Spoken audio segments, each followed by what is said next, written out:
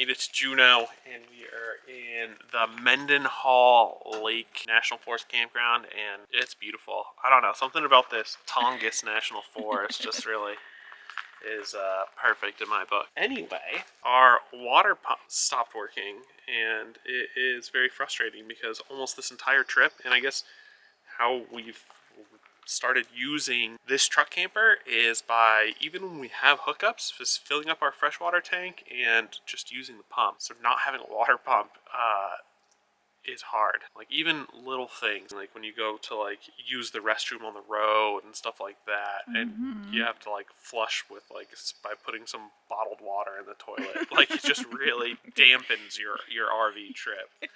We already had a replacement pump sent to us when it started going out. Rec Pro did a 1-year warranty and they sent us a new pump. That is sitting in Texas.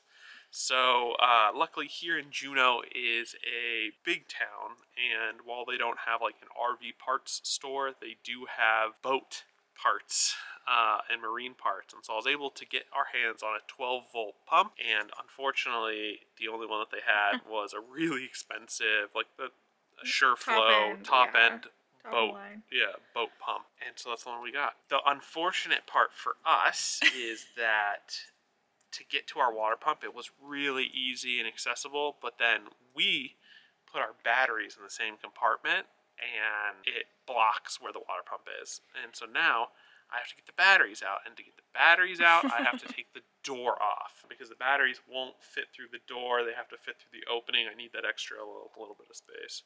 Yeah.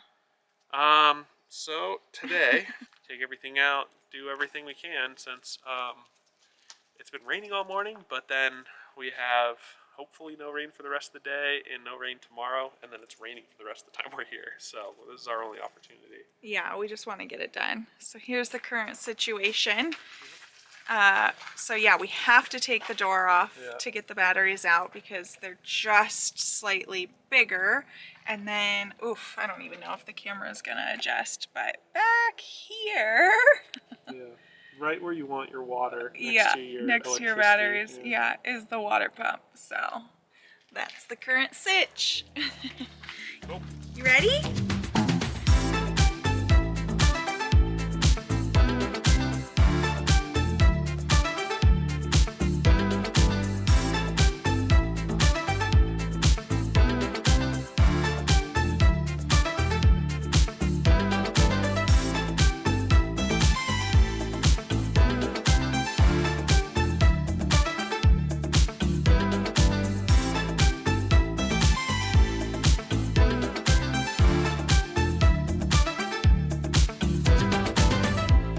So the fancy pump they had there was this SureFlow, which is a well-known brand. They come in a lot of RVs. Most RV pumps are usually about 3 gallons per minute, and this one is 4 gallons per minute. Ooh.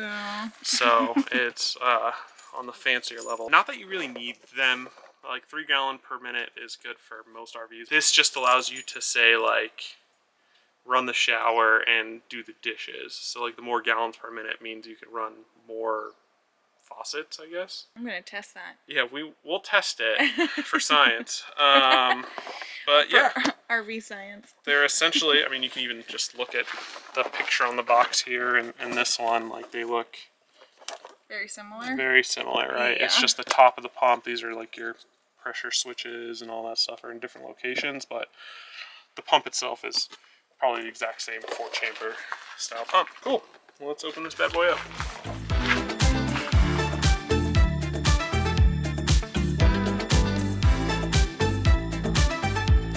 There's your strainer.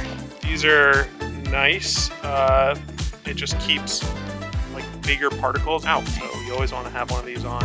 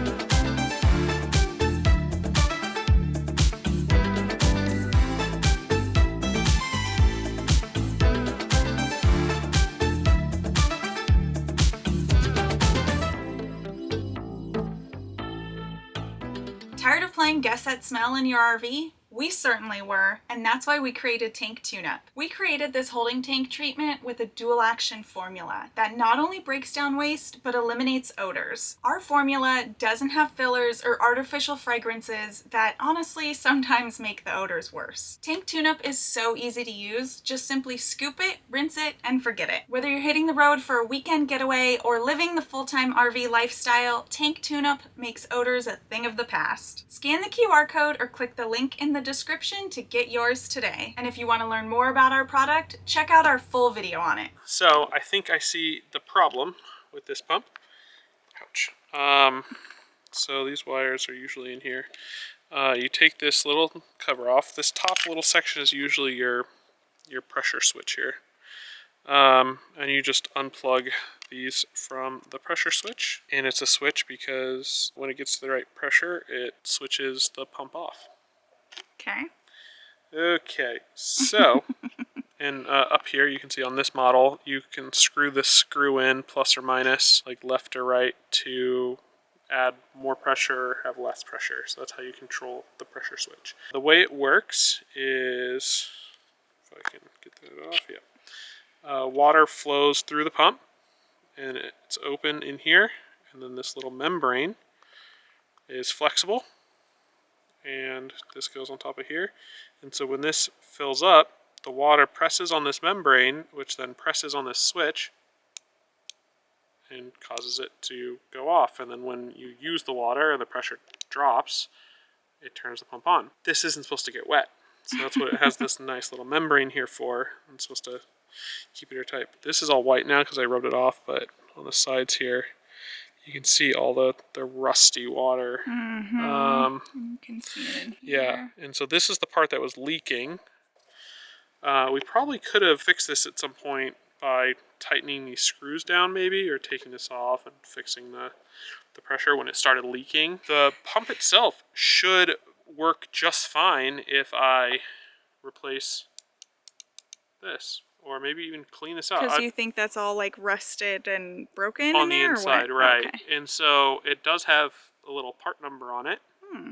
So you can Google it. I don't know. I haven't checked RecPro's site. They might even just sell this. Yeah. But that's should fix the problem. Yeah. But a little hard to get parts like that in Alaska. Yeah.